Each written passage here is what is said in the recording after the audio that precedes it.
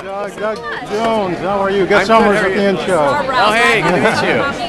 You were one of the persons I had hoped that would get the character of the Silver Surfer.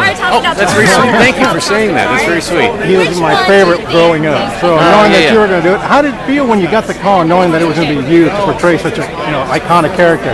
You know, when you get a call that you're going to be playing an iconic comic book character that kids grew up with doing this. That was me. No, to you. Okay, that's really intimidating. Is what it is. I was excited beyond belief, but I was also intimidated because I knew the fan base of that source material were going to be watching with keen eyes and making sure that I was true to this character and keeping him pure for them. So I had a responsibility to the fans. Number one, that was more important than my own excitement, really.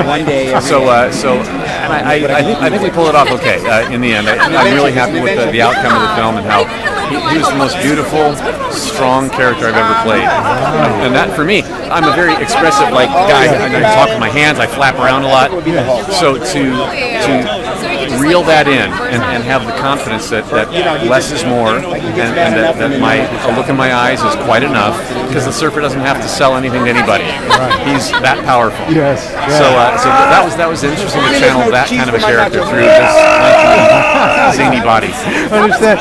Did you do a lot of research, or were you just kind of read a few comic books and then just let it flow? But I did go back and look at the original. I wanted to look at the Jack Kirby artwork and the Stan Lee writing. I wanted to get a feel for his poetry, his take on humanity as he saw it from his outer space perch, and it was just it was so poetic and it was so theoretical and theological, even how he viewed humans, and so it's and he's so smart and so stoic and heroic and very Christ-like as well. That all inspired me. How his origins, how he gave up his own planet, or he gave up his own freedom on his planet to save his planet, much like Christ did. So I was like, okay, now that's somebody I could admire. So to find. I'm a very selfish person. A lot of us are, and so to channel that kind of a character who is so sacrificial to save the woman he loves and the planet that he loves, to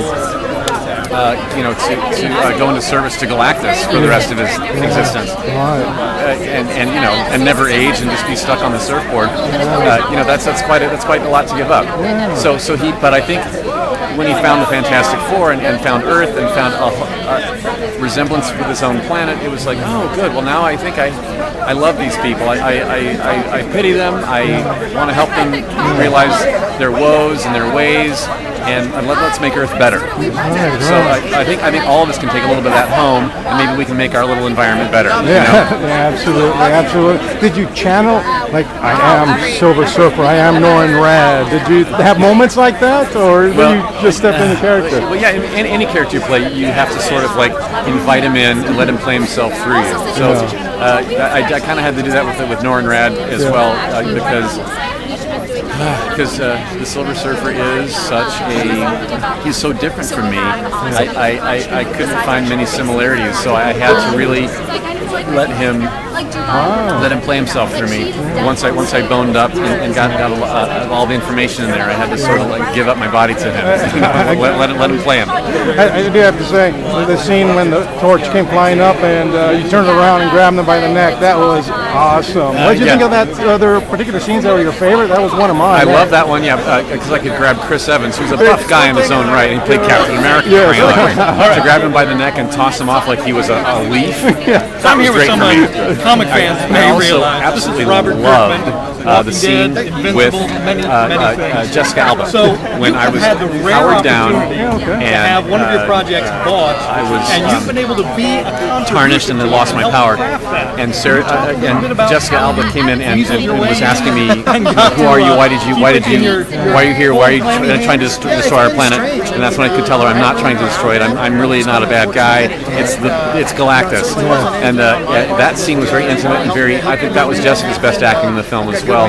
We had a really great vibe going that day, and that was my favorite scene. Yeah, well, it was fantastic. All your work's fantastic. You're very kind. Hey, we appreciate you stopping by. Thanks. Enjoy the night. I will do. Thank you.